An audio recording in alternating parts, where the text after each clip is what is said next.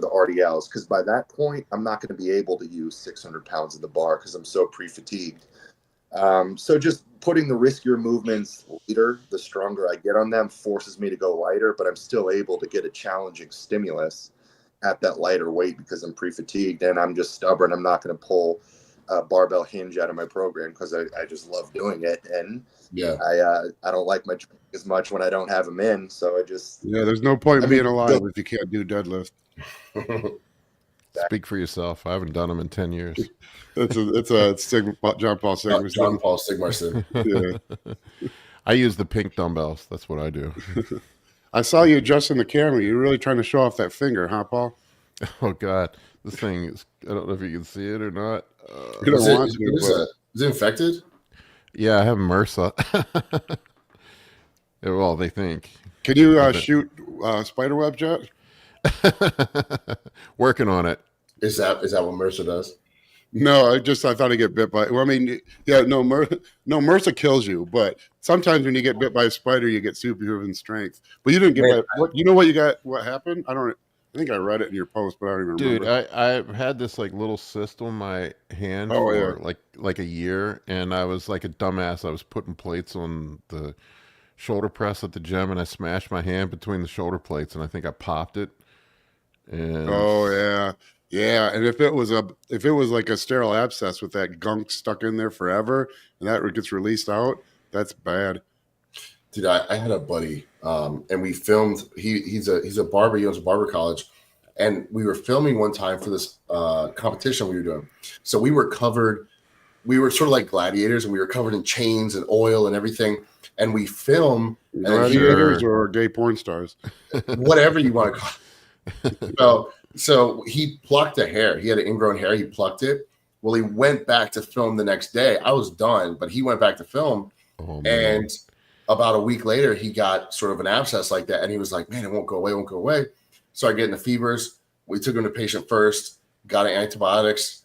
He was good for about a day. Then it got worse. Eventually he called me and I was like, bro, we got to go to the emergency room. It's like 3 days later. He said, we got to go to the emergency room. Go to the emergency room. He's going into septic shock. Yeah. And they were like, dude, if you had waited one more day, you would have died. Yeah, that grows exponentially. I mean, you're like it was Jay. Yeah, I know. Yeah, I knew who you're talking about. Yeah. I like Jay. So I remember visiting in the hospital, and it was a hole this big, which was ingrown hair. Turned out to be a hole this big. I can see into his abdominal wall and stuff. It's absolutely wild. That's crazy. Yeah. Yeah, they told me don't fuck around. She said I'm on my 4th antibiotic now. They said if it goes bad, it goes bad quickly. Yeah, it's like exponential. That's the thing with sepsis. That's why they always say, because like you'll go from like, oh, should I go, or oh, I need to go, to like an hour later I can't go. Yeah, 100%, dude. I'm the king of weird shit happening to me. I don't. It's been one thing after another. Jak DJ. Zarábně děcka. Instagram comments blaming it on gear. What did you say, John? To Paul, I was saying, do you have bros on Instagram blaming the finger situation on gear? Of course. Yeah, always. Everything that happens to you, good or bad, is right. The doctor was asking me, like when I went in to the urgent care the first time, they were like, "Are you using anything?" And I said yes. Yeah. How big's your notepad? That's what Tom Prince said when he finally went in, when he was basically dying of kidney failure. They went in, they asked him if he'd ever taken, PEDs, and they said, could you list them? And he said, how big's your notepad? That's great. Yeah, dude, some of those guys I hate to sound like, I hate it because I'm going to sound like sort of an old head type thing, but if you go back and you watch some of the nationals, because it is this weekend, and some of the guys that turned pro like in the 90s, you're just like, holy crap, man. Like, do you think there was no, I mean, there wasn't, there was 2 guys at the USA's, the overall, and 1 other person weight class winners at nationals, and one guy at North America. Yeah, and what you think? So, do you think that's why when you look back and you see the national winners from the '90s, you're like, oh my god, that's like a Mr. Olympia level pro? Yeah, it's kind of, it's not as extreme, I think, as it is, because most of those old videos, especially the USA Muscle videos, have the sharpness cranked up. Mm-hmm. You know, and a lot with the modern photography and video and stuff, it's not at all. And a lot of the videos off that, people taking it off the screen. So having been in person for all of it, it's not that dramatically different. I think it's a combination of there were just so few less chances to turn pro, but the sport was much smaller. It was much smaller. You know, like I mean, I started lifting in the early mid '90s, and I trained. I don't even know when I met my first other bodybuilder, 2000, 2001. I lifted for 6 years in 4 different cities and never met another bodybuilder. It's weird how I think there was kind of a heyday in the 80s when guys kind of were, with Arnold and stuff, and probably a peak in the sport as far as quality in the mid to late 90s, you could argue, but it was so much smaller, so it's a mix. Like the really top guys today would still do well back then. Yeah. It's just that it was those really top guys would stick around for several shows. You'd have like when Paul DeMeo I think beat Kevin Levrone it might have been vice versa at junior nationals, and they flipped places at USA's. Mm-hmm. And so the second place guy there, you're like, oh my God, that guy didn't win. Today he would, but he did win the next show he did, but it was, but you'd have the top guys that were. But it wasn't that outrageous, and it's also a fact that you don't go back and look at like when Ken Brown won the '98 nationals. Yeah, okay, touche. You're only going back and picking the 10 crazy guys that won, but you can do that with Phil Heath, Nick Walker, Steve Kukla. You can do that today if you're just picking 6 shows over a 10-year period, which is kind of what we do with those guys. I'm pretty sure that Nick, when he turned pro, he beat Martin Fitzwater. Martin didn't get his card that year. So in 25 years, people will be going back like, oh, look at what the shows used to look like. Fitzwater didn't even turn pro. Quick shout out Marshall Johnson. Marshall, amazing powerlifter in the comments. Man, I used to watch his powerlifting coming up. And I want to be out there. I'm filming this weekend, though. If you can see my sucked in face, you guys talking about cheat meals. I want one right now. But Skylar, our video guy's coming out. I got to pick him up at the airport right after this. Marshall had a good question, actually. I got Levi on 100%. I mean, I think if he's awake, and it's still 50-50 if he's asleep for it. Shaw versus Hall, I have no idea. I'm curious, though. Justin, there is a comment from Ramen. I hope that's how you pronounce it. I hope I'm not saying your name like a ramen noodle. But is it okay to do 0 fat on high carb brief feeds 1 or 2 days a week as a natural lifter? I mean, you're not going to die. There's no benefit at all to it. There's going to be some. I'll do no added fats. Yeah, but you shouldn't try to stick to 0 fat protein sources, or it's just the small amount of increased calories you can get from protein and carbs probably aren't beneficial. You should try to minimize fats. You shouldn't be trying to add fats, but the fats that's inherently, I mean, really, you should really probably never try to get less than about 10% of your calories from fat, which is what's going to happen if you eat mostly carbs with some lean meat in each meal, like chicken breast. Yeah, someone said Paul Dillett had an insane cycle. It's one of those things where I don't know if we're ever going to know what guys run. Guys will talk, they'll say certain things, say less, say more. Some guys will troll. It's just like John Heck said about the NFL guys. Every single crazy cycle I've ever seen has been on a lower level guy.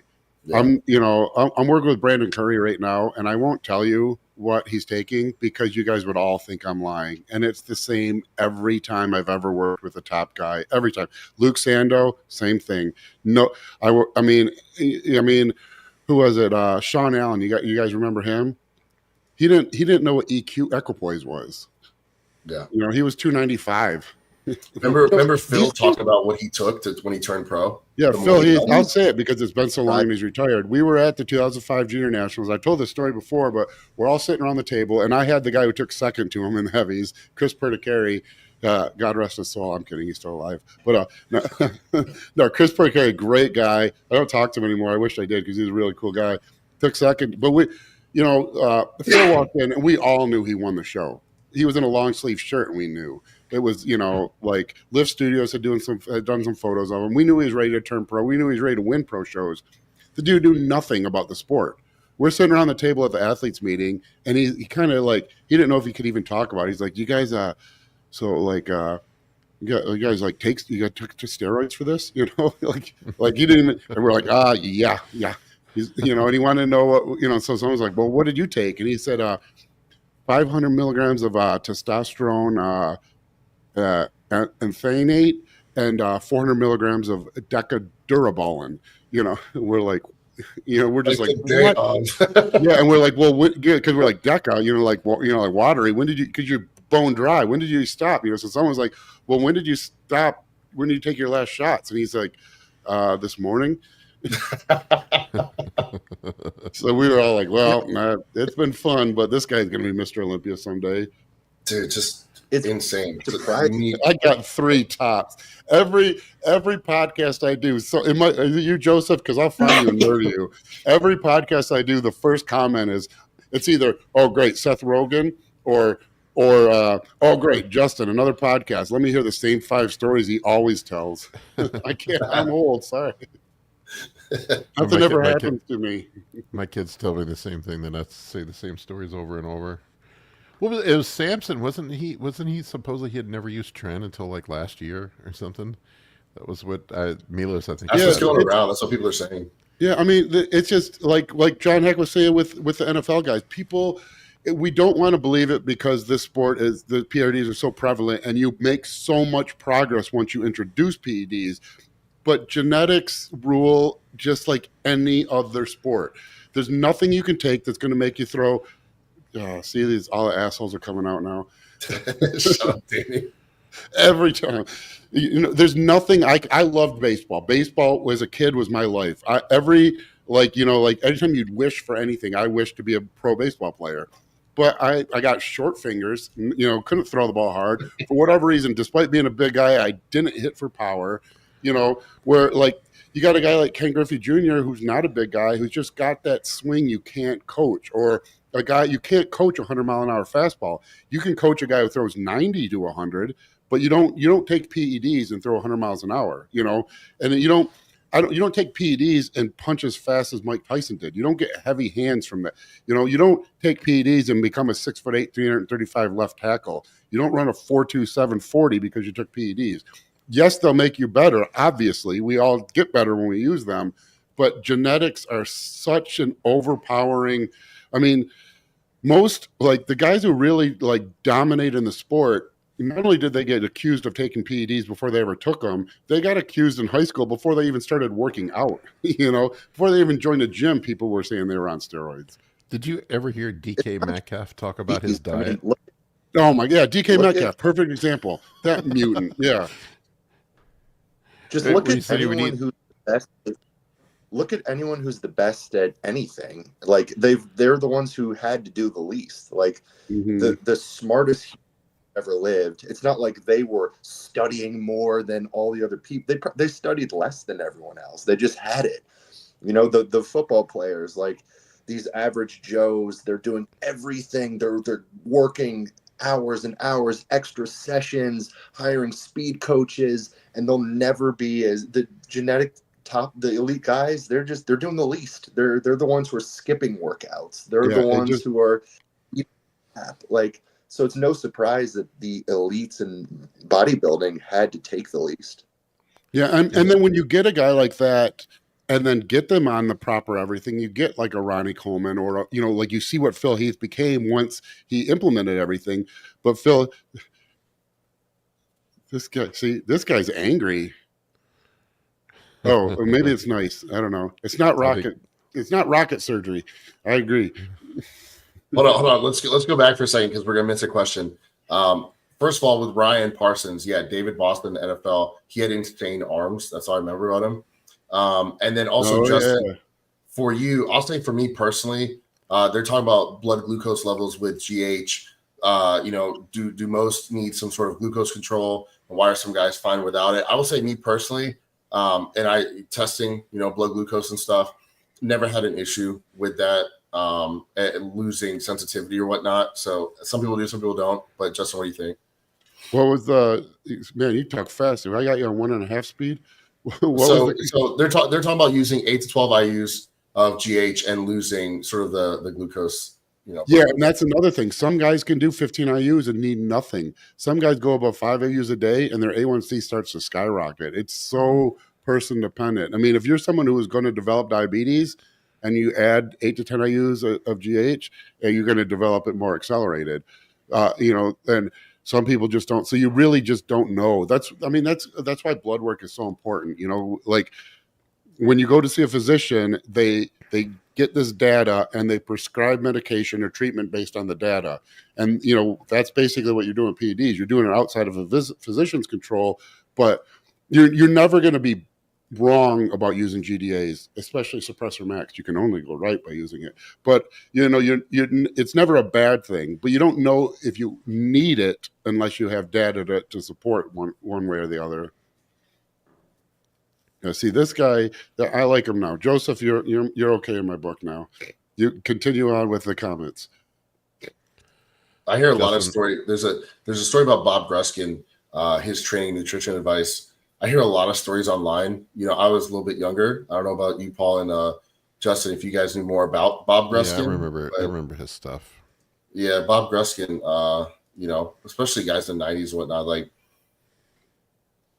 yeah, lots of information there for sure. He was kind of the old school, him and oh god, what was his name? The crazy guy from California. Paul Borenson. You talking about a crazy cycle guy? Yeah. Yeah, Paul Borenson or whatever. I hated that guy's stuff. I mean, I hate it, but it was always like use 600 IUs of GH a day for 6 days, or and I always thought like, like my view on PEDs in general is yes, they absolutely work, but even at maximal use rate and maximal growth rate, muscle growth is still small. So you want to do slow. So you want to do whatever you can to extend the length of time you're optimally growing. And so, like those like insane cycles that Paul would recommend, it's like, great. Yeah. Even if you double the rate of growth, but you're only on for 6 weeks, if I can do a sane, safe cycle for 16 weeks at half the rate of growth, I'm getting more growth than you're getting in 6 weeks. Wasn't his book, it was the PED Bible or something like that? I can't remember. Yeah. Well, there was the PED Bible. Yeah, something like that. It was him. Lyle McDonald had a bunch of stuff too. He's still out there. Lyle is. Yeah, Lyle, I hear him grumping on podcasts. He's always complaining. Yeah. See, it could be worse. I could be, instead of telling the same stories, I could be complaining about the same 5 things. I probably. Hey, before we move on, especially you and Paul, I don't know if John has ever used this SARM or peptide, but have you guys used BBC 157 and the TB 500 that everyone talks about? Yeah. Everyone talks about nowadays. We got a question from Matthew talking about he said he read it, that it helps healing with ulcers in the gut. And he has UC. I'm assuming ulcerative colitis. Yeah. Oral BBC can. Oral for sure. And I'm not a huge injectable BPC fan. I think it works. Obviously, there's more than enough data and research to support that both of those work. But I don't think. Guys think, I tore my pec, I'll get on BPC and I'll be training in a week. Yes, it accelerates it improves everything, but it's not as dramatic, I think, that people are going to think. But oral BPC, I've had a lot of success on people with UC, Crohn's, even, just really any kind of IBS. I think oral BPC is great. Oral BPC with some glutamine if you got gut issues. Yeah, glutamine's an interesting one that has never passed the study test, but has passed the sniff test. I had some severe GERD issues over the past year. I had my gallbladder removed, and then afterward, I just couldn't digest food and developed terrible reflux and GERD. And I mean, really did a number on my esophagus over time. And the oral BPC 157, above anything else I tried, really brought the most resolution to it. Oh, the crazy guy from Cali, I was thinking I was Dan Duchesne. Dan, yeah. We don't. That's what sucks, Bobby. Yeah, it's. I mean, it's it hasn't run the trials yet in humans, and who knows, man. Watching like 10 years, they're gonna be like, man, can you believe that we were using this, and this? It's like, We talked about it guys. last week, some of the... Yeah, we're getting close. I got to bail pretty soon too because I got to head to the airport to pick up Skylar. So really quick, you guys, especially everyone who's logged in and been chatting with us, Yeah, thank you on a Friday evening. I'm glad so many people have as little of a life as we do. Appreciate it. We absolutely love you guys. I mean, we truly appreciate you guys coming on here and sort of, BSing with us. So if you guys have any questions or you want to reach out to Paul, Justin, John, or myself, send us DMs. Log back in every Friday. We do Goon Platoon. We talk about something new. We talk about a little bit of nationals and aliens and stuff today. But make sure you guys keep checking in on Fridays. This is brought to you by Troponin Supplements right now. Make sure you guys check out our newest product, ATP, which will help you focus and feel a lot better. So make sure you guys check that out.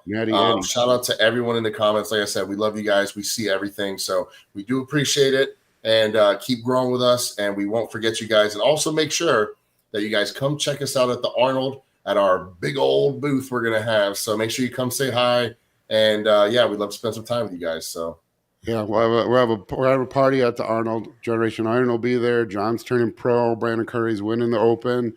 We got a 10x30 booth in a great location. We'll be giving away free samples, maybe a few HJs to someone who's lucky. Oh my God. What? You offered. Yeah. What, dude? Why are you putting this on me, bro? You said if I turn pro, I'm giving a handy to anyone who wants one at the booth. Okay, dude. I'll probably do that for a pro card. Yeah, probably. You might have to. Yeah, dude. But once again, thank you guys. And next Friday we'll be same place, same time. So make sure to check us out, and we'll see you guys later. All right, fellas. Take care, guys. Bye, guys.